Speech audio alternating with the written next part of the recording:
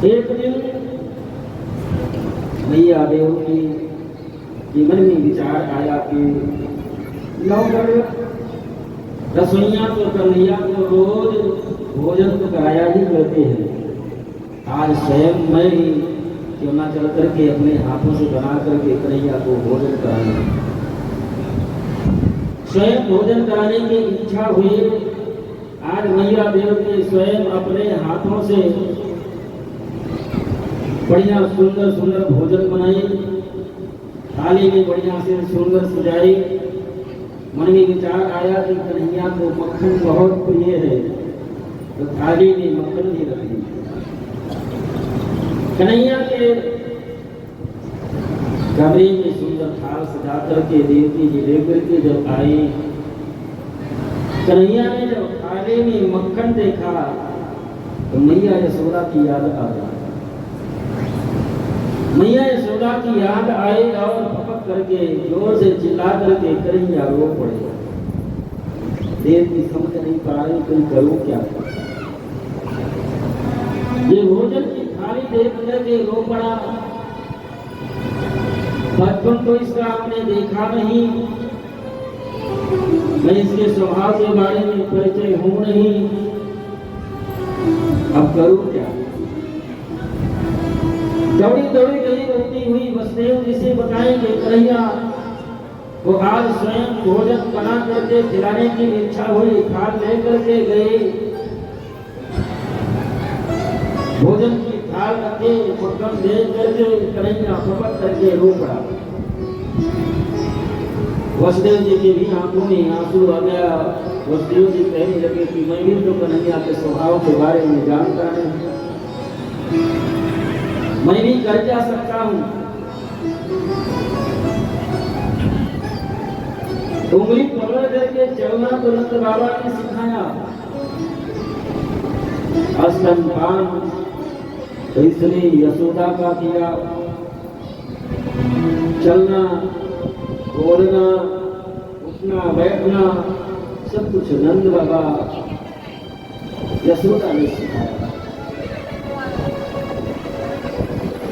मैं कर भी जा सकता हूं।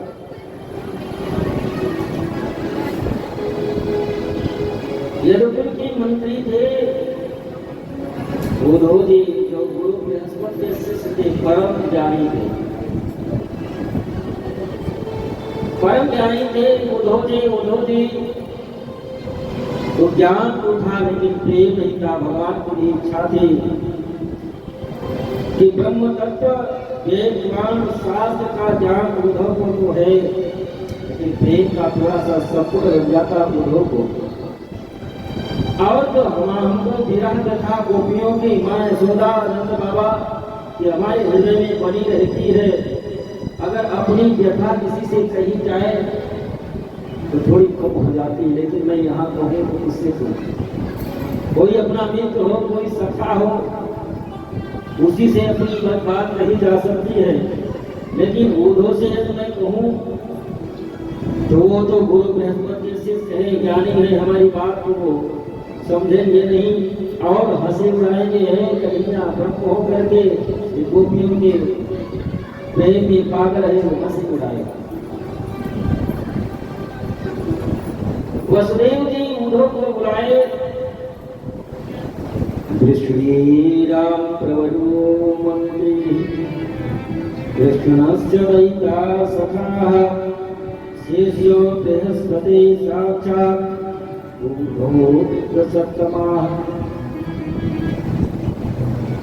उद्धव से वसुदेव जी ने सारी बात बताई कि तुम उसके मित्र हो, सखा हो, जा करके समझाओ क्या बात है, कन्हैया को मथुरा में क्या कष्ट है, क्या तकलीफ है, जा करके कुछ हो सकता है तुमसे सारी बात बताए।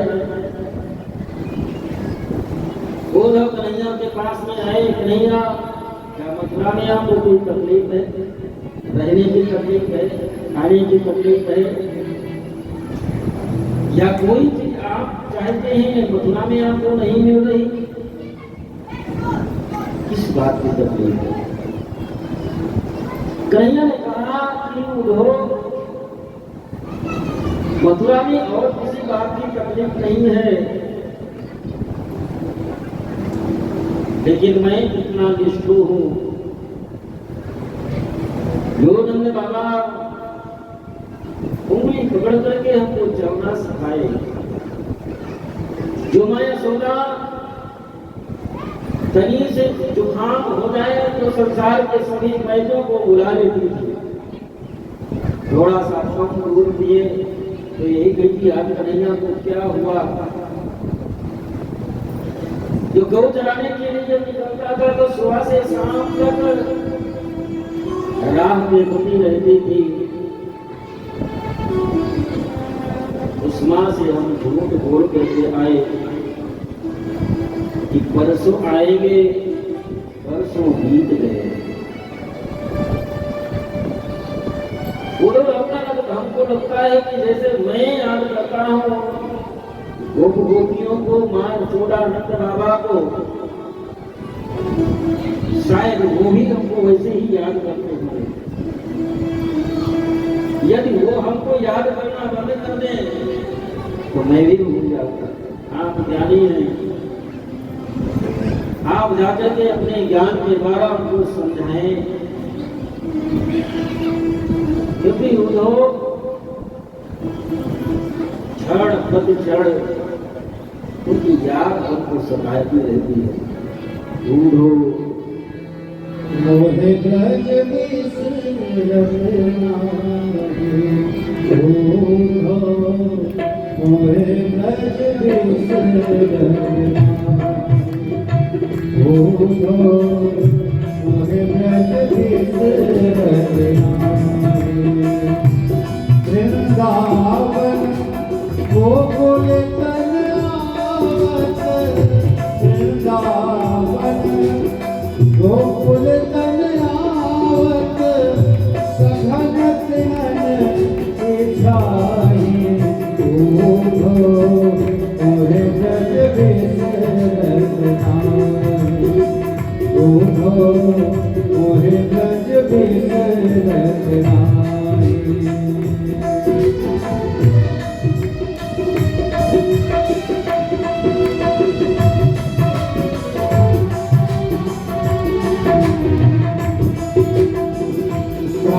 समय माता यशोमती नंद देखी सुकुमार।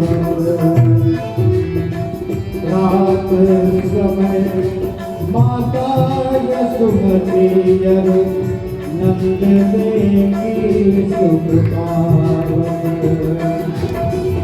माखन रोटी कही माखन रोटी दही सगालो अतिहित साथ जवावत मोहे ब्रज बिसरना मोहे ब्रज बिसरना मोहे ब्रज बिसरना। गुरु जी ने कहा कि कन्हैया तुम चिंता मत करो, मैं जाऊंगा अपने ज्ञान के द्वारा उनको ऐसे ब्रह्म की तरफ बोलूंगा कि वो आपको याद करना ही बंद कर देंगे। कन्हैया ने कहा यही तो मैं भी चाहता था। वो तो चलने के लिए तैयार हुए, रथ को बैठना चाहे। कन्हैया ने कहा कि मित्र उद्धव ऐसे ही यदि वृंदावन गए तो तुमसे कोई बात भी नहीं करेगा। ये हमारे पीताम्बर को तुम ओढ़ लो, हमारी काली कुमरिया को ले लो, जिससे वो समझे कि कन्हैया के भेजे ये कन्हैया का कोई मित्र है। उद्धव वृंदावन के लिए चल पड़े। और इधर जो बाल बाल हैं सुबह आते ही मथुरा के रास्ते पर बैठ जाते हैं और शाम तक इंतजार करते हैं। शाम तक जब कन्हैया नहीं आते तो माँ के गोदी में जाकर के आंखों में आंसू बहाते हुए बाल बाल सो जाते। सूर्य उदय होता है, फिर आकर के मथुरा के रास्ते पर बैठ जाते, शाम तक इंतजार करते। शाम तक जब कन्हैया नहीं आते तो ग्वाल लौट करके अपनी माँ के गोदी में जाकर के सर छुपा करके रोते हुए सो जाते हैं। 11 वर्षों से उन ग्वाल वालों का यही नियम बना हुआ। आज जब रथ को आते हुए देखा ग्वाल वालों ने तो दौड़ पड़े, कन्हैया आ रहा है, एक कन्हैया का रथ है। चारों तरफ से ग्वाल वालों ने घेर लिया। एक ग्वाल जाकर के छुप गया, दूसरे ग्वाल ने कहा छुप क्यों रहा है? उसने कहा कि मैं कन्हैया से टूट गया हूँ, 11 वर्षों तक इंतजार कराया, आज लौट करके आया है, इसलिए मैं उससे रूठा हूँ। ग्वाल ने कहा पहले मिल तो ले, बाद में रूठ लेना। सभी ग्वाल रथ को घेर करके खड़े हैं, पहाड़ को हटाए। उद्धव जी ने कहा राम राम, राम राम भैया। ग्वाल वालों ने कहा ओ 11 वर्ष के बाद में याद भी आए तो स्वयं न आकर के दूध को भेजे। उद्धव जी ने कहा कि क्षमा करना, हम नंद बाबा मैया यशोदा के महल को जाना चाहते हैं। ग्वाल वालों ने कहा कि रास्ता बताने की कोई जरूरत नहीं है, रास्ता लगा हुआ है। उद्धव जी ये जो पानी बह रहा है देख रहे हो, हाँ ये कोई नाली का पानी नहीं है, ये कोई नदी का पानी नहीं है। ये 11 वर्ष हो गए माँ यशोदा नंद बाबा लाखों गोपियों के आंसू की धारा पर से ऐसे ही प्रवाहित हो रही है। को देखो ज्ञान का ये दृश्य देख करके आधा ज्ञान वैसे ही समाप्त हो गया।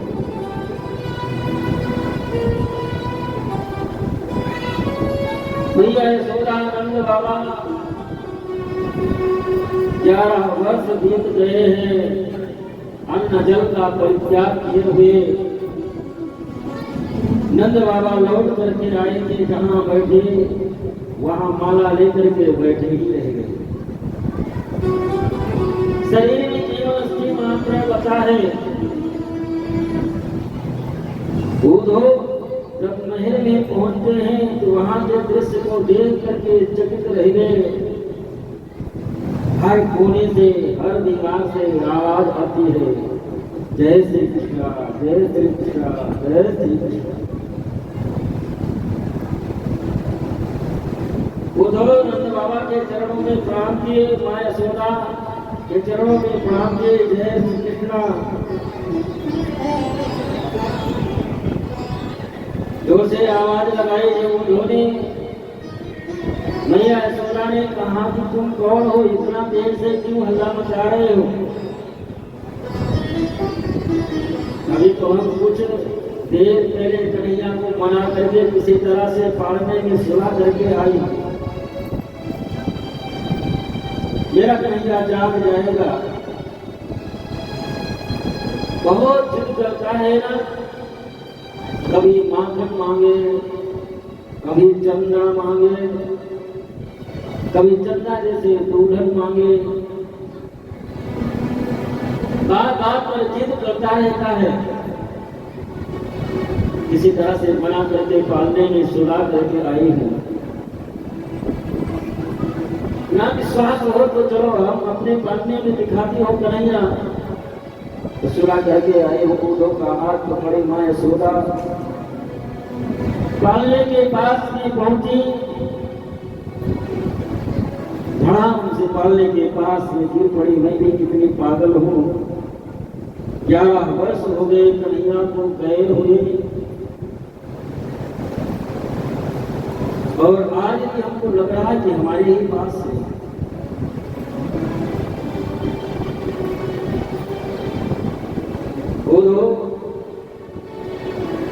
कन्हैया लगता है हमसे रूठ करके चला गया। वो दो ऐसे प्रेम को देख करके उनको समझाने के लिए गए थे, अपना ज्ञान देने के लिए।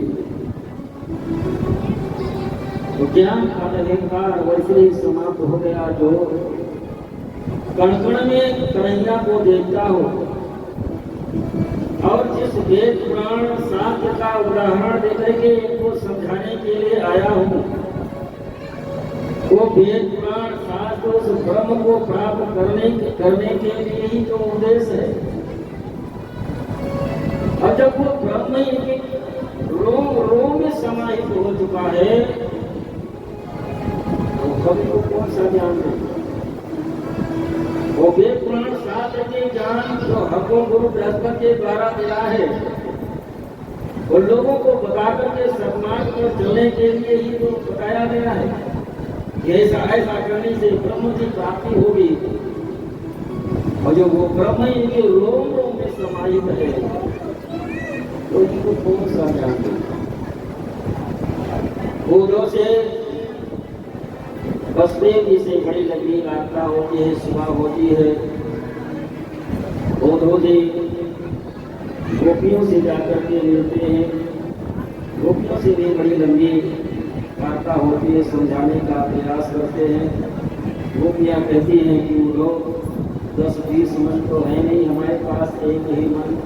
और वो भी कन्हैया के पास में चला गया।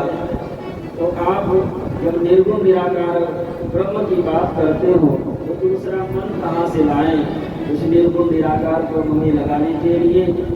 और बोलो तुम ये सोचते हो कि हमारा कन्हैया हम लोगों को छोड़ करके चला गया तो तुम्हारी ये भूल है। ये तुम्हारी भूल है कि कन्हैया हम लोगों को छोड़ करके चला गया। कन्हैया कभी फिर को छोड़ करके जाता ही नहीं है।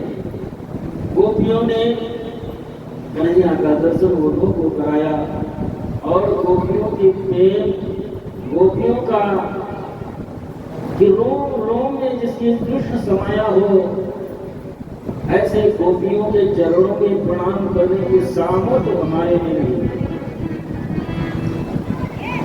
उद्धव मन में विचार करते हैं कि ऐसे गोपियों के चरणों में ही प्रणाम करने की सामर्थ्य हमारे में नहीं, क्योंकि भले ही मैं गुरु बृहस्पति का शिष्य हूँ, वेद पुराण शास्त्र सबका ज्ञान हमने प्राप्त कर लिया है। हम तो वंदे वंदे नंद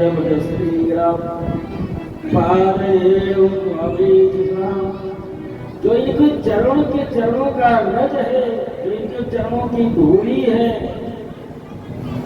उनको उस धूली को ही प्रणाम करने की सामर्थ्य हमारे में भी नहीं है। और गोपियों के नंद बाबा के चरणों की धूली को अपने मस्तक में लगाए।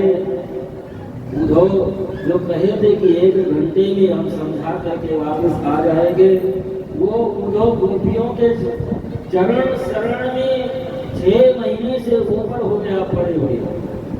6 महीने तक तो वृंदावन में पड़े रह गए। और वापस जब लौट करके आए कन्हैया, उद्धव से कहे मित्र लौट करके आ गए। उन्होंने कहा कन्हैया तुम हमसे बात नहीं मत करो, तुम्हारे जैसे इतना कठोर तो संसार में हमने देखा ही नहीं। जो माँ यशोदा नंद बाबा गोपियाँ वहाँ के यहाँ तक वृक्ष बच्चे इतना स्नेह प्रेम करने वाले, उनका परित्याग करके तो यहाँ बैठा है 11 वर्षों से। क्या तुम्हारी इच्छा नहीं वो नहीं हुई कि जाकर के उनसे मिलाएं? तुम्हारी कभी इच्छा नहीं हुई उनसे मिलने की? कन्हैया ने कहा कि हमारी भी इच्छा होती है, मैं भी मिलना चाहता हूँ। और वो ग्वाल बाल गोपियाँ नंद बाबा मैया यशोदा वृंदावन हमसे कोई अलग नहीं है। उद्धव तुम्हें ज्ञान था, हमारे मित्र थे, इसलिए मैं चाहा कि आप में एक प्रेम का थोड़ा सा संपुट लग जाए, क्योंकि ज्ञान अहंकार प्रकट करने वाला होता है। ऐसा ना हो ज्ञान का कभी तुमको अहंकार आ जाए, अहंकार के कारण तुमको नरक जाना पड़े। इसलिए हमारे हृदय में थोड़ा प्रेम में कार्य करना चाहता था, इसलिए वृंदावन आपको भेजा। बाकी ना गोपियाँ हमसे अलग है। भगवान उद्धव जी को वहीं पर सभी गोपियों को राधा रानी और शव का दर्शन कराते हैं, क्योंकि ये हमसे कभी अलग हो ही नहीं सकते। श्री सुखदेव जी महाराज कहते हैं, इस प्रकार से उद्धव के हृदय में प्रेम जागृति करते हैं भगवान, और जब कंस का उद्धार भगवान कर देते हैं तो कंस के जो पत्नियां थी जिनका नाम था अस्ति और प्राप्ति, अस्ति प्राप्तिश्च कंसस्य मैशुरो भरतर्षभा मृते भातर दुःखाति या तस्मिन् पतिगृहात्। जो कंस की पत्नी थी अस्ति और प्राप्ति, ये महाराज जरासंध की बेटी थी, और पति के मर जाने के बाद में दोनों रोती हुई अपने पिता जरासंध के पास में पहुंचे।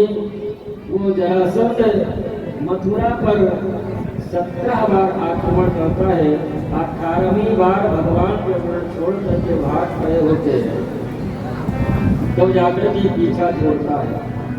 तो श्री सुखदेव जी से राजा परीक्षित ने पूछा, महाराज ये बार बार आक्रमण करता रहा जरासंध, और भगवान जरासंध को क्यों छोड़ देते थे? अरे पहली बार जब मथुरा पर आक्रमण किया उसी समय जरासंध को मार दिए होते भगवान, तो ये दोबारा क्यों आता युद्ध करने के लिए?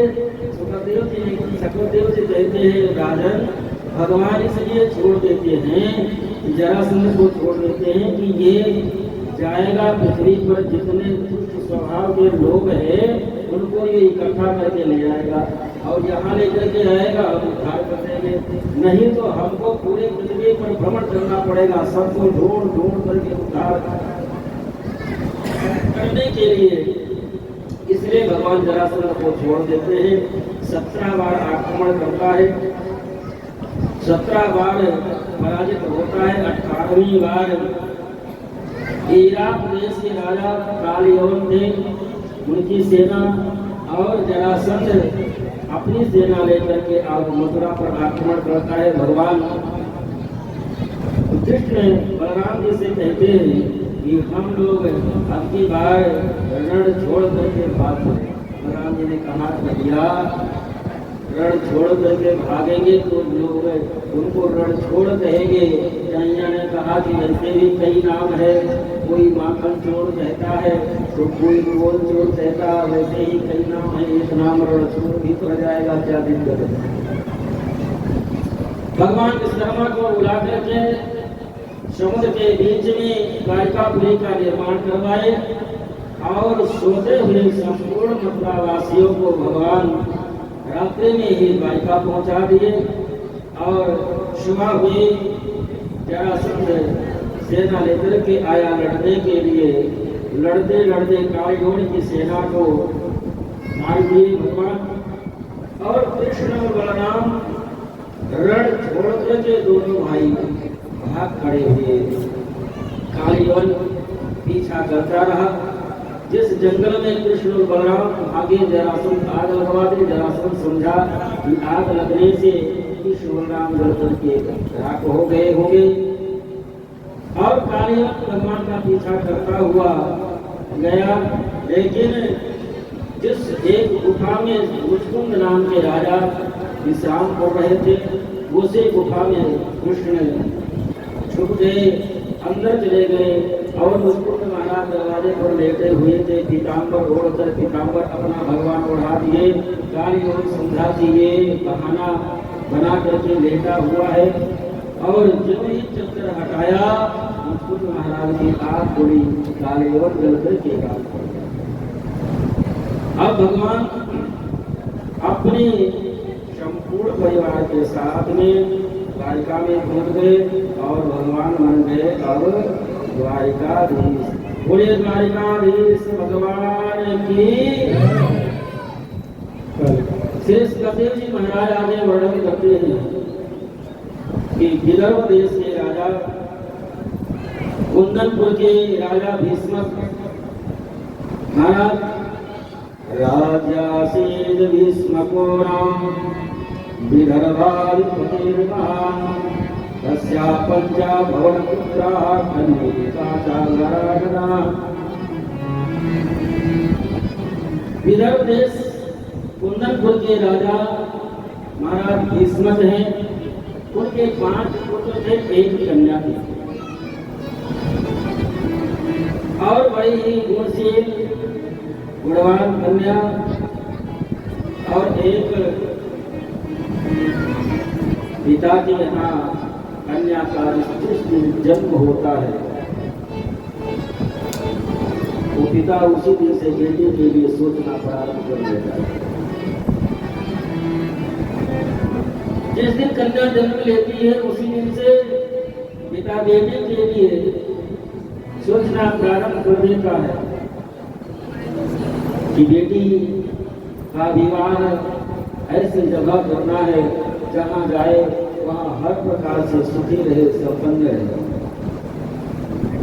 एक पैसा जोड़ करके इकट्ठा करता रहता है, भले ही तो कपड़ा पहने या न पहने, अपने लिए जूता चप्पल खरीदे या न खरीदे, लेकिन बेटी का आगे चलते विवाह करना है। एक पैसा जोड़ना प्रारंभ करना।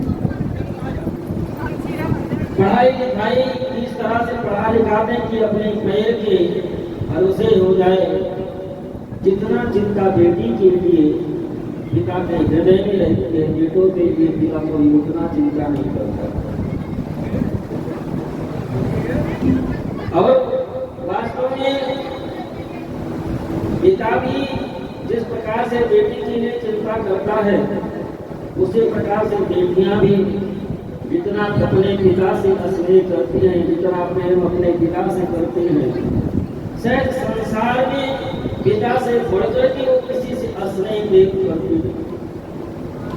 पिताजी बाहर नहीं गए हैं और बेटे ये जानते हो कि पिता के आने का समय हो गया तो दरवाजे से भले ही झट करके चले जाए कि पिताजी अभी आएंगे, उनको जलपान कराना पड़ेगा, घर से पानी लाना पड़ेगा, तो वो दरवाजा खोल करके चले जाए। लेकिन बेटी तो दरवाजा ही काटती रहती है कि अभी पिताजी आ रहे होंगे दूर से, उनको पानी पिलाना। बेटी ठंडी के मौसम में तब तक इंतजार करती है, भोजन नहीं करती है जब तक पिताजी घर न आ जाए, और अपने से थोड़ा सा आटा अलग रखे रहती है कि पिताजी आएंगे तो अपने हाथों से बना करके गरम गरम रोटी अपने पिता को खिलाऊंगी, और पिता को खिलाने के बाद में ही बेटी खाती है। और एक बेटी के लिए पिता का हृदय कितना कोमल होता है। संसार में ऐसा नहीं देखा गया है कि जवान बेटा मर जाए तो पिता के आंखों में भले आंसू न आए। जवान बेटे के लिए पिता के आंखों में आंसू न आए, लेकिन ऐसा नहीं देखा गया कि बेटी के विदाई के समय बाप के आंख में आंसू न आया। बेटी की विदाई के समय कितना भी कठोर हृदय वाला बाप होगा वो भी पड़ता है। एक पहाड़ पर एक वृद्ध चढ़ते जा रहे थे, गोदी में पेट पर बच्चा था। एक नवयुवक ने कहा कि बाबा बच्चे को लाओ, हम ले लें, आपको चढ़ने में ऊपर चढ़ने में तकलीफ होगी, आपको भार लग रहा होगा। बाबा ने कहा कि ये बेटा नहीं है, ये बेटी है, और एक पिता के लिए बेटी कभी भार नहीं हुआ करती। एक पिता के लिए बेटी कभी भार नहीं हुआ करती, और जिस बाप के लिए बेटी भार होती है वो बाप नहीं हुआ करती। बेटियां कभी पिता के लिए भार नहीं होती। महाराज भीष्मक एक बेटी है, जन्म लेगी कब से विचार करते हैं कहीं अच्छे कुल खानदान घर में बेटी का विवाह हो जाए। सबसे बड़ा बेटा बड़ा है जिसका नाम है रुक्मी। महाराज भीष्मक सिंहासन पर बैठे हुए थे। रुक्मी एक दिन आया और पिता के चरणों में प्रणाम करके निवेदन करके कहने लगा, पिताजी मैं अपनी बहन का विवाह देख आया हूँ। कहाँ? सिंध नरेश के राजा महाराज शिशुपाल के साथ में विवाह। वहां जाएगी बहन, अपनी हर प्रकार से सुखी रहेगी, संपन्न रहेगी, किसी प्रकार का कष्ट नहीं होगा। महाराज भीष्म ने कहा कि ये पिता के लिए और चाहिए क्या? लेकिन जब ये बात रुक्मिणी को पता चले कि भाई ने विवाह शिशुपाल के साथ में पक्का कराया है, तो अपने वो भाभी के गोदी में सर रख करके रोने लगी। भाभी आप लोग जानते हैं कि बचपन में जब इंद्र के 12 द्वारकाधीश के चरित्र को हमने सुना था, उनके स्वभाव के बारे में सुना था, उनकी कथा को सुनी थी, तब से मैं उनको पति के रूप में स्वीकार कर चुकी हूँ। तो अब मैं शिशुपाल के साथ में विवाह कैसे कर सकती हूँ? रुक्मिणी की भाभी ने कहा कि अब वही क्या सकता है, रुक्मिणी को कौन मना करने के लिए जाए। अब एक ही उपाय है कि स्वयं द्वारकाधीश आए और बलपूर्वक लेकर के जाए, उन्हीं के साथ में तब तुम्हारा विवाह हो सकता है। एक ब्राह्मण को बुलाए, रुक्मिणी 7 श्लोकों में बढ़िया सुंदर पत्र लिखते हैं, निवेदन करते हैं कि किसी तरह से एक द्वारकाधीश भगवान कृष्ण तक पहुंचा दो। ब्राह्मण रुक्मिणी के द्वारा लिखे हुए पत्र को लेकर के द्वारका पहुंचते हैं। द्वारका के द्वार पर पहुंचे कृष्ण ने देखा ब्राह्मण को। ब्राह्मण देव के चरणों में प्रणाम किए। कृष्ण द्वारकाधीश भगवान कृष्ण ने कहा कि कैसे आगमन हुआ ब्राह्मण देवता? मैं कुंदनपुर से आया हूँ, रुक्मिणी का विवाह उत्सव है, तो पत्र लेकर के भेजे हैं, इसलिए मैं आया हूँ। कन्हैया पत्र खोले, पत्र को पढ़ते हैं। पत्र में लिखा क्या है? श्रुत्रा गुणान भुवन सुंदर सुरवताम निर्विष कर्ण विवरै हरतोऽङ्गतापं रूपं दशां दशमतां मखिलाकलाभं वैयायुतद्विषद चित्पन पात्रम्। जब से मैंने आपके गुणानुवाद को, आपके रूप चरित्र के बारे में सुना है, तब से मैं आपको अपने पति के रूप में स्वीकार कर चुकी हूँ। और मैं ये नहीं चाहती कि किसी सिंह का भाव सियार लेकर के जाए। अब आप आपकी जैसी इच्छा आप करें। वो पत्र लेकर के द्वारकाधीश भगवान कृष्ण ब्राह्मण को साथ में लिए और कुंदनपुर के लिए प्रस्थान करते हैं। बलराम जी कन्हैया से